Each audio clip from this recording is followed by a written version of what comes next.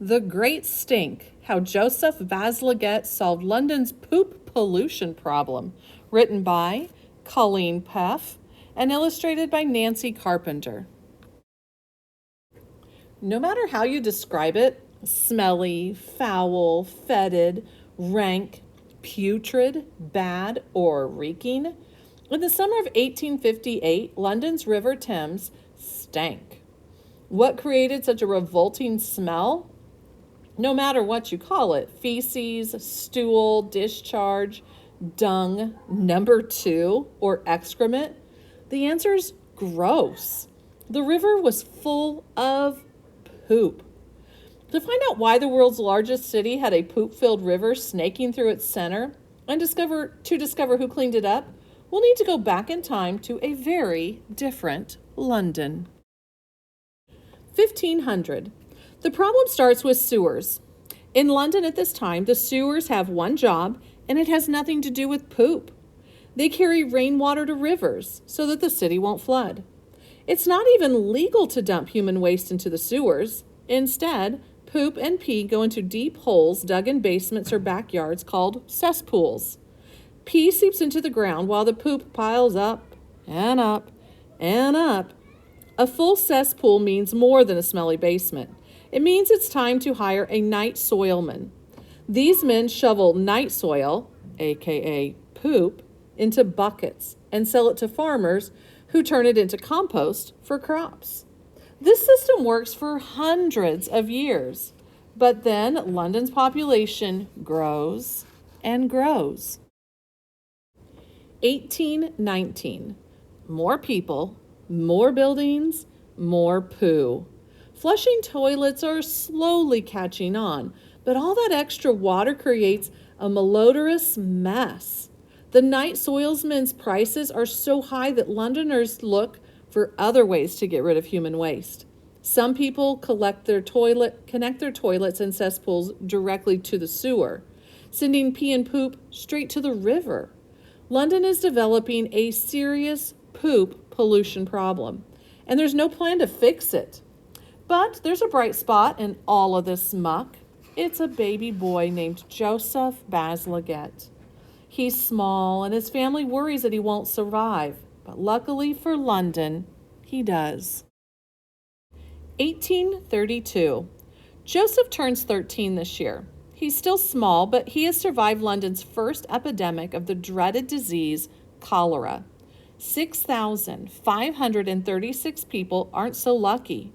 Some of them die after a few days. Some only last a few hours. Everyone in London fears they will be next. 1848-49.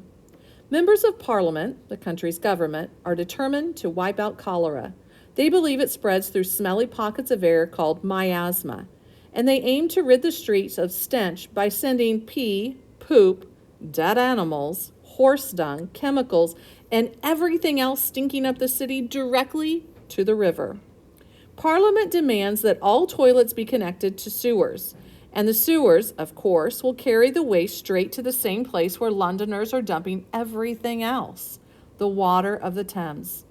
Unfortunately, they're wrong about miasma. Very wrong. It's not bad air that spreads cholera. It's bad water. Even worse, some water companies sell the river's polluted water as drinking water, which continues to spread the disease. But most Londoners believe that their water comes from the clean part of the river. So they let any visible gunk settle to the bottom of their glasses and they drink. In spite of the government's fight against foul odors, London suffers a second, most devastating cholera outbreak. 14,137 people are dead. Once again, Joseph Bazalgette has survived. He's now an engineer with dreams of making London a better, cleaner, healthier place to live. One of his jobs is to map London's sewers. He discovers pipes of different sizes, different shapes, and different slopes in every district. He encounters rotting bricks, blocked pipes, and poor design. In short, Joseph learns that London sewers are a disorganized, haphazard, higgledy-piggledy mess. 1853-54. Cholera is back. 10,738 people are dead.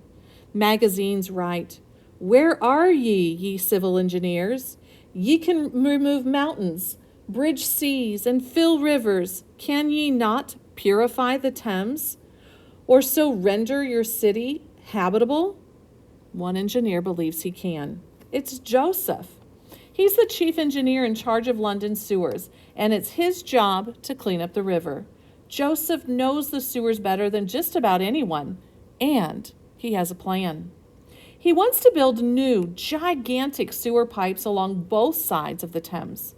They'll catch the sewage in central London, and gravity will carry it far from the crowded city where it can be pumped back into the water, and the tides will pull it out towards the ocean.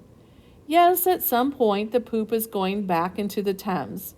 Nearly everyone believes the doctors and the scientists who say foul air, not water, causes cholera. Even Joseph. 1856. Joseph submits his plans to the members of the Metropolitan Board of Works. They like it. The board submits their plans to Sir Benjamin Hall. He must approve it before Joseph can start building. But Sir Benjamin doesn't approve. He thinks that Joseph's plan releases the poop too close to the city. Joseph starts again. He submits another plan containing longer pipes. But Sir Benjamin says longer sewer pipes are too expensive and Parliament won't pay. For 2 years, Joseph and the board argue with Sir Benjamin and Parliament. How far is far enough? Who's going to pay? Are Joseph's ideas best, or should they hire someone else? Meanwhile, every day there's enough poop flowing into the Thames to fill 136 Olympic-sized swimming pools, and Joseph is powerless to stop it. 1858. Something is in the air. The people of London cover their noses with handkerchiefs. Members of Parliament run from their meeting rooms. Queen Victoria is practically poisoned. London is experiencing a heat wave. As the sweltering sun beats down on the rotting filth in the river, it creates a stench so putrescent, so feculent, so foul that the Londoners give it a name, the Great Stink. People are terrified by the dreadful smell. They fear another cholera outbreak is coming. But Joseph is celebrating? The Great Stink has jolted Sir Benjamin and the Parliament into action. Joseph's plan for the new sewers has been approved, and he can start building. 1859. Workers dig huge open trenches in the streets. 1861. They tunnel beneath buildings, under waterways and train tracks, meeting in the middle with incredible accuracy. 1862. They even create new land. It's almost impossible for Joseph to find open space where he can build new sewer pipes without causing roadblocks, traffic, and major headaches for Londoners. So in some areas, he creates man-made riverbanks called embankments. To construct them, workers build long dams on both sides of the Thames, drain the water, and then build the biggest sewer pipes in the system right alongside the river. When the space is filled in, Joseph will use the new land to build roads, sidewalks, and parks where the people of London can enjoy clean air without poop-scented fumes wafting off the river. April 4th, 1865. Today is the grand opening of the southern portion of London's new sewer system. A band plays, flags wave as Joseph welcomes Prince Albert Edward, England's future king, to the Crossness pumping station. Engineers, builders, clergymen, politicians, and other members of the royal family follow along as Joseph leads the prince into the engine house, an elegant building with a not-so-elegant purpose. Inside, 4 enormous steam engines operate giant plungers that will pump London's sewage from far beneath the ground into a huge reservoir beside the Thames. At the right time of day, when the tide flows towards the ocean, the sewage will be released into the river. There's no sewage in the underground reservoir today, though. Instead, it glows with the light of hundreds of colored oil lamps. Joseph shows off its vaulted ceiling, its precise brickwork, and the heavy gate separating His Royal Highness from millions of gallons of poop. It's not exactly a royal palace, but Joseph's engineering feat is just as impressive. Back above ground, he escorts the prince to one of the engines. The prince pushes a lever, hiss. The flywheels grind, clunk, and the building vibrates. Chug, hiss, clunk. Chug, hiss, clunk. The engine roars to life. Joseph's Southern sewer system is operational. Hooray! Everyone cheers Joseph's great achievement. 1866. Cholera strikes again. 5,596 people are dead, but this time they all live in the East End, an area not yet connected to Joseph's sewers. The rest of London is safe. The evidence is too strong to ignore. Doctors and scientists gradually begin to accept that contaminated water, not air, causes cholera. By cleaning the Thames of pollution, Joseph's sewers are saving lives. 1874. Welcome to Windsor Castle. The Great Stink is nothing but a smelly memory. The fear and anxiety that gripped Londoners, from street sweepers to Queen Victoria, have dwindled. London's battle with cholera is over, and Joseph is being honored by the Queen for his outstanding contribution to his country. He's gone from measuring and mapping pipes full of poop to knighthood. Now he is Sir Joseph Bazalgette. Newspapers have praised Sir Joseph's sewers as the most extensive and wonderful work of modern times.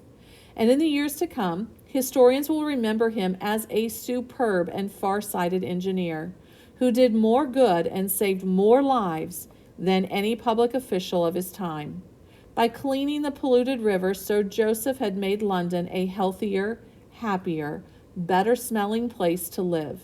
And no matter how you describe that, stunning, neat, first-rate, grand, smashing, keen, or splendid, it's pretty great.